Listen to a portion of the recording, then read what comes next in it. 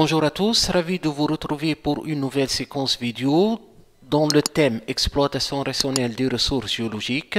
Et aujourd'hui, on va parler d'une roche sédimentaire à intérêt économique qu'est le pétrole. En fait, le pétrole est la source d'énergie la plus exploitée actuellement dans le monde. Mais le pétrole n'est pas une ressource renouvelable et son exploitation n'est pas sans conséquence sur l'environnement. Donc, le pétrole brut, ce pétrole ne se renouvelle pas, au moins à notre échelle, parce que la formation du pétrole, comme on va voir tout à l'heure, ça demande des millions d'années. Donc, les questions auxquelles on va répondre au cours de cette séquence vidéo: quel est l'intérêt économique du pétrole? Où trouve-t-on le pétrole en Tunisie? Quelles sont les propriétés du pétrole? Et surtout, comment le pétrole s'est-il formé dans le sous-sol? Je vous donne un petit aperçu sur l'historique du pétrole. En fait, le pétrole, ما اكتشفناش في السنين الأخرى, mais il est connu depuis la plus haute antiquité. Déjà, il y a au moins 3 à 4 siècles. Donc, وكيفاش اكتشفناه? Puisque ce pétrole, il est dans le sous-sol, il forme des affleurements. وشفناه كلمة affleurement. C'est lorsque une roche sort à la surface. Et le pétrole est une roche, mais c'est une roche liquide. Donc, et on a utilisé de différentes manières le pétrole. Par exemple, on l'a utilisé dans le calfatage des bateaux. نغلفوا بهم les bateaux. On l'utilise comme ciment pour le pavage des rues. En fait, c'est du pétrole. On l'utilise aussi comme source de chauffage et d'éclairage. Et même parfois des produits pharmaceutiques. Des dérivés du pétrole. Et bien sûr, au Moyen Âge, on a fait la distillation du pétrole, et il a utilisé pour les lampes à pétrole. Donc, en fait, à partir des années 1850, le pétrole fait l'objet d'une exploitation et d'une utilisation industrielle.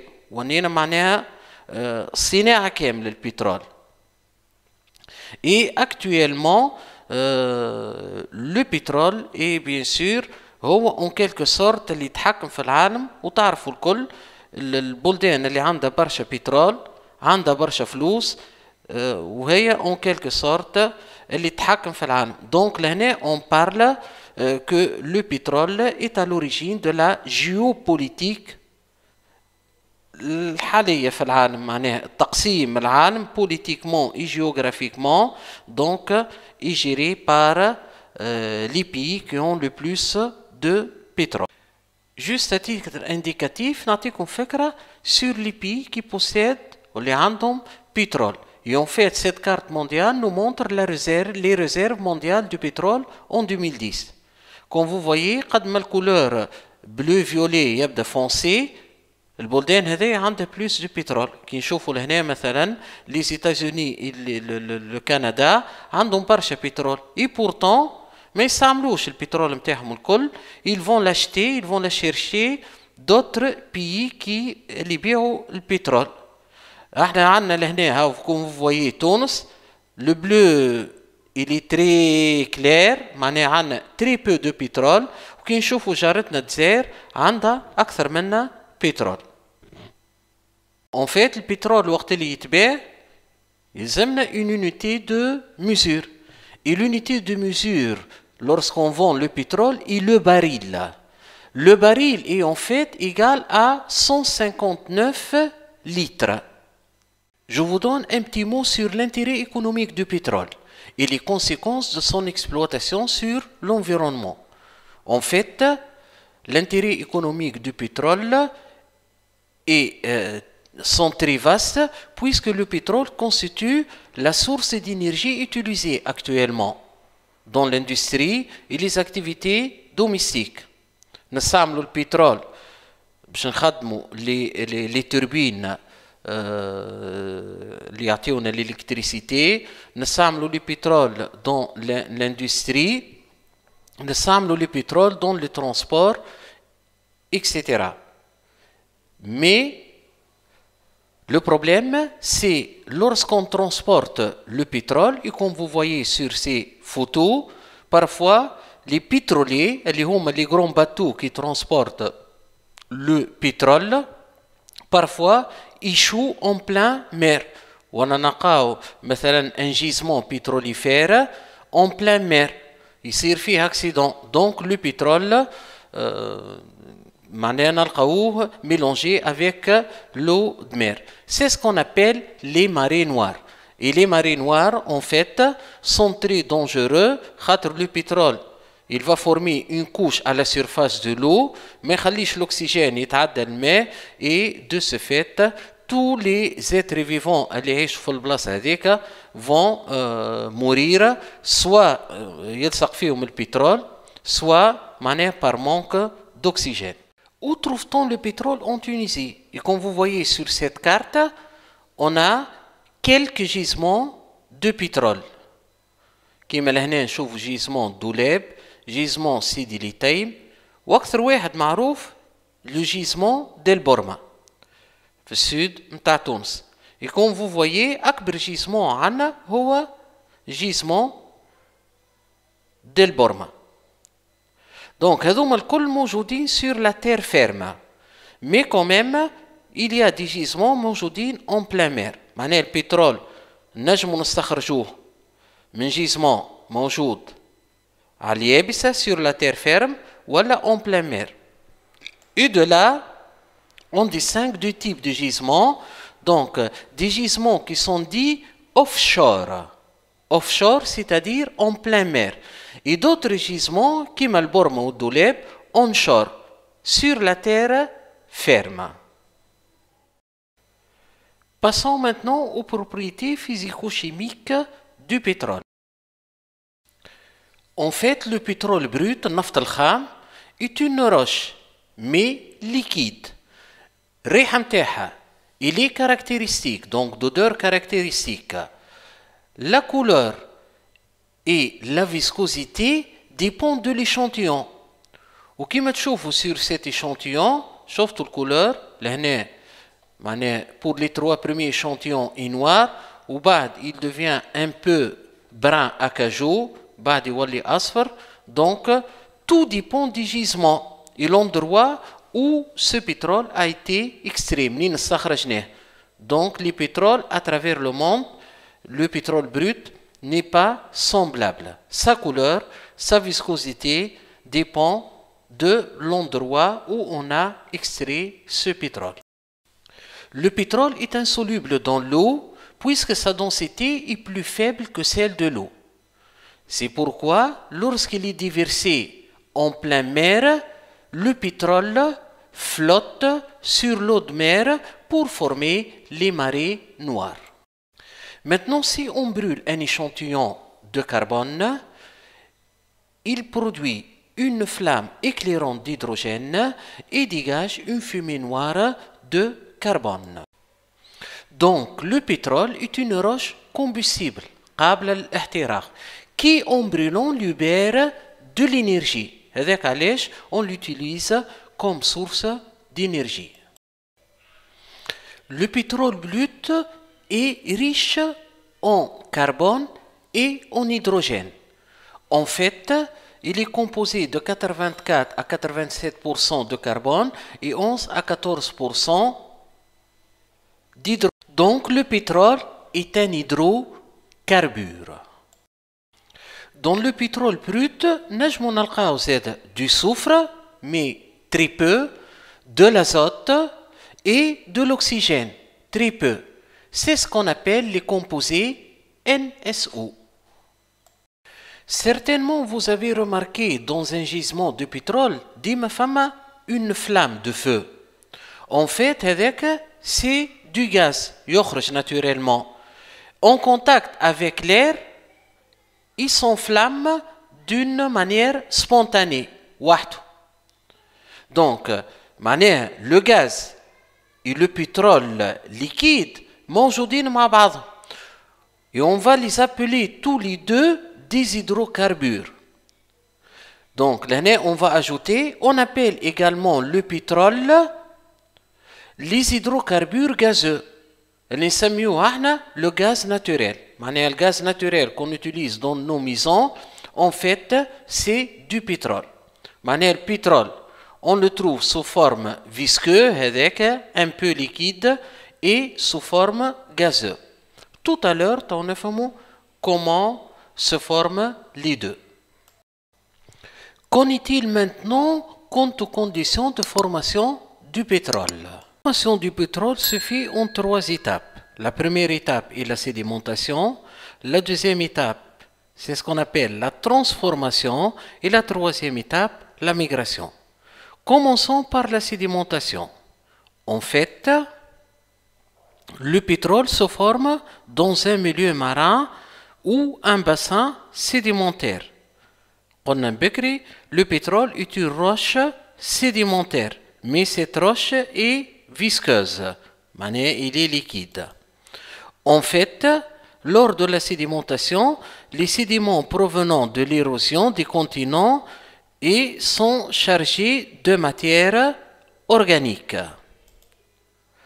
Ces sédiments organiques provenant principalement de la couche de plancton, le plancton sont les micro-organismes qui vivent dans un milieu marin.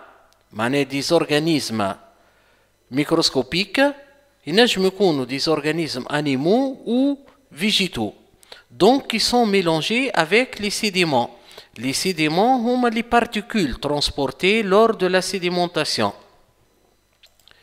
Et dans ces eaux, bien sûr, qui contiennent de l'oxygène dissous, et en fait, dans les sédiments où il y a formation de pétrole, il y a peu d'oxygène. Et on sait très bien, en présence de l'oxygène, la matière organique se minéralise. Elle se transforme en matière minérale. Mais en absence d'oxygène, la matière organique reste sous forme de matière organique. Minéralisation. Donc on dit qu'il y a une fermentation anaérobique. Anaérobique, c'est-à-dire en absence d'oxygène. Et cette fermentation anaérobique se fait par des bactéries dites anaérobiques. Et là, bien sûr, on parle d'une dégradation biochimique. Une matière qui se dégrade, et puisque la dégradation de la matière organique se fait par des bactéries anaérobies, on parle d'une dégradation biochimique, et cela grâce à des bactéries anaérobies. Maintenant, le pétrole ne reste pas dans la roche où il a été formé. Il va subir ce qu'on appelle une migration. Donc, le pétrole, avec le gaz et avec l'eau, vont migrer. Ils se déplacent dans le sous-sol. Ils dans le sous-sol. Et cette migration, à un certain moment, va s'arrêter. Elle s'arrête jusqu'à ce que l'ensemble gaz, huile et eau rencontre une structure piège. Et comme vous voyez la structure piège, fait une roche imperméable. Et cette roche imperméable, ما تخليش لا الغاز لا l'huile لا l'eau passe à travers. Donc l'ensemble gaz, huile et eau vont être piégés باش يتحصروا. ونعطيكم فكرة على les structures pièges. هما 4 structures pièges. Donc là c'est une structure piège. Vous voyez là la migration de l'ensemble eau, huile et gaz. Bien sûr, ديما نلقاوهم في l'ordre هذا. علاش؟ Parce que le gaz est le moins dense. Donc نلقاوه الفوق. Puis l'huile est moins dense, soit le pétrole brut, et l'eau en bas puisqu'elle est le plus dense. C'est une deuxième structure piège. Comme vous voyez, l'ensemble gaz, huile et eau sont piégés par des roches imperméables. Ils ne peuvent plus se déplacer. Vous voyez une faille. Une faille, une roche imperméable, une roche imperméable, une roche imperméable. Donc, cette faille est faite de sorte qu'elle va piéger l'ensemble gaz en rouge, en vert le pétrole brut, voilà les huiles, et en bas on trouve toujours de l'eau. Donc récapitulons la formation d'un gisement de pétrole, où on parle de genèse de pétrole. Genèse, c'est-à-dire formation. Donc si on observe au microscope un échantillon de pétrole, on va observer des fossiles planctoniques. Fossiles, c'est-à-dire des êtres vivants très anciens. Planctoniques, le plancton, c'est l'ensemble des êtres vivants microscopiques. Dans un milieu marin. Donc, essentiellement, on va trouver des algues. C'est pour cette raison qu'on va dire que le pétrole a une origine organique. Vous voyez donc des organismes microscopiques, principalement des algues. Donc, ces algues, dans des conditions particulières, permettent la transformation lente de la matière organique en pétrole. Lente, manière, laquelle تطلب des millions d'années. En fait, la matière organique morte est enfouie rapidement dans un milieu pauvre en dioxygène. Pour former le pétrole, il faut des conditions anaérobies, une manque d'oxygène. Et cela est possible dans des sédiments argileux.